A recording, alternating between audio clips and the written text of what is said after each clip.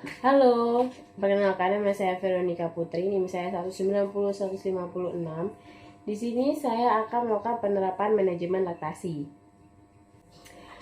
Penerapan manajemen laktasi sejak masa kehamilan penting untuk dilakukan. Tujuannya agar Bunda dapat mengetahui kebutuhan air susu ibu atau ASI yang dibutuhkan si kecil dengan baik.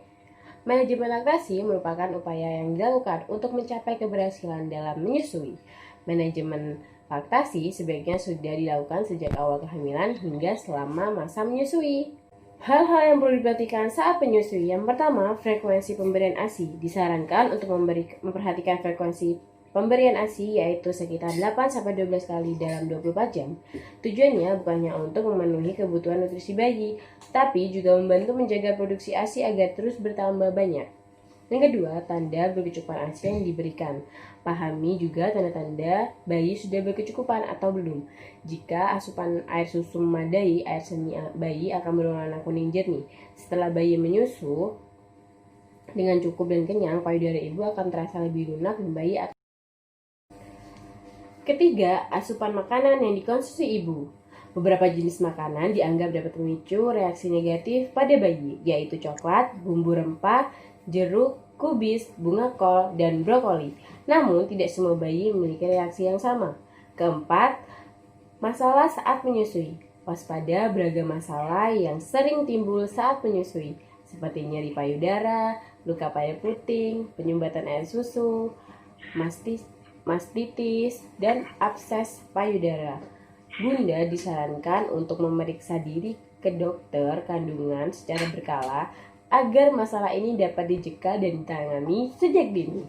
Kelima, kondisi kesehatan Bunda. Agar proses laktasi berjalan lancar, Bunda perlu menjaga kesehatan dengan baik.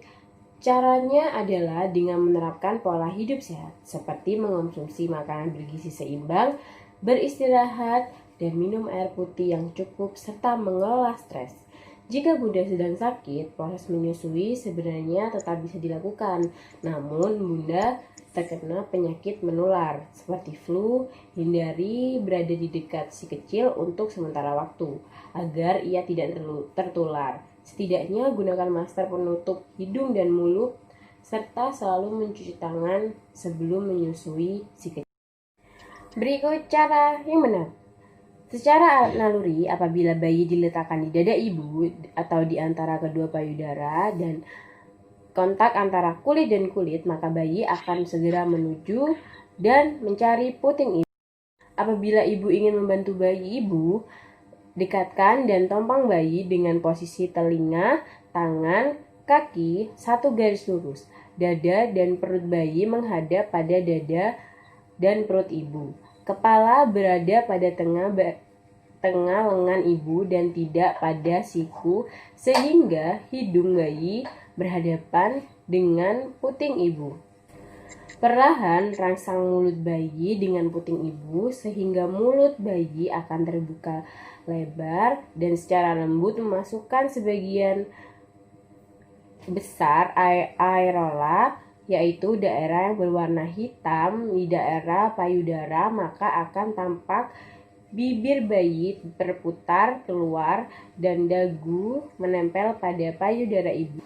Biarkan bayi menyusui semau bayi. Ibu juga perlu mengetahui tanda-tanda lapar pada bayi dengan teknik menyusui yang benar. Ibu dapat menyusui dengan nyaman. Terima kasih.